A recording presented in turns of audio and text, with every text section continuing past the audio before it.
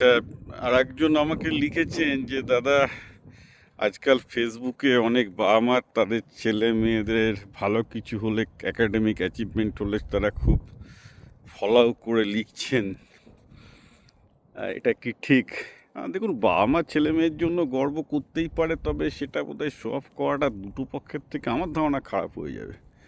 কারণ এটা ঠিক যে আজকে প্রত্যেকটা ভারতীয় বাবা মা, প্রতিটা, probably with very little exception, যে তাদের ছেলে মেয়েকে তাদের প্রপার্টি বলে মনে করে। তো একটা প্রপার্টির ভ্যালুয়েশন যেমন বাড়লে, যেমন আপনি একটা বাড়ি করেছেন, বাড়িটা যদি ছোট বাড়ি হয় আপনি দেখাতে চাইবেন না, বাড়িটা যদি বিশাল বাড়ি হয় সবাইকে দেখাতে চাইবেন যে আমার কত বাড়ি ঘর আছে।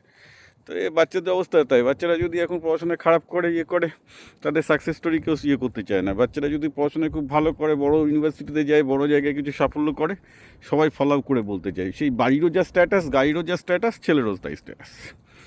Sad case.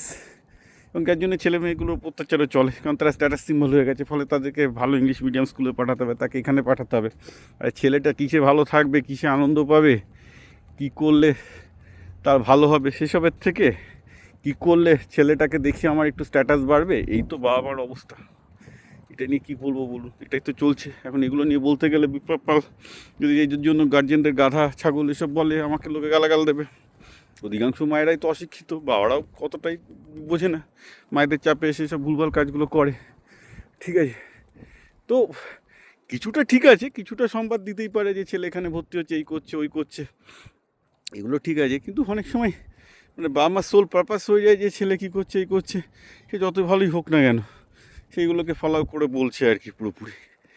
তো এটা আই উড সে যে এগুলো ছেলে মেয়েদের ওপর আরও প্রেশার তৈরি করে। কারণ কী হবে ব্যাপারটা, মানে একজন বাবা মা বলছে দেখো ছেলেটা এত ভালো এই করেছে, সেইটা নিয়ে গিয়ে আবার যে বাবা আমার ছেলেটা অত ভালো করেনি তার ছেলেকে দেখাবে, দেখ আমার বন্ধুর ছেলে এই করেছে, তুই কী করছিস, তুই কিছু করতে পারছিস না, ওকে দিয়ে তার মনের ওপর একটা প্রেশার ফেলা হয়।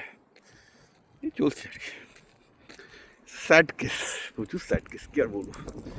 এখন মানুষ যেমন হয় আর কি, মানুষকে আপনি আর কী করে পরিবর্তন করবেন। একটা হয়েছে, মানুষ গাড়ি দেখাতে ভালোবাসে, তার বাড়ি দেখাতে ভালোবাসে, সে কত দামি হোটেলে থাকছে সেটা দেখাতে ভালোবাসে, সব মানুষ ভালোবাসে। তো কী করবে, কিছু করার তো নেই।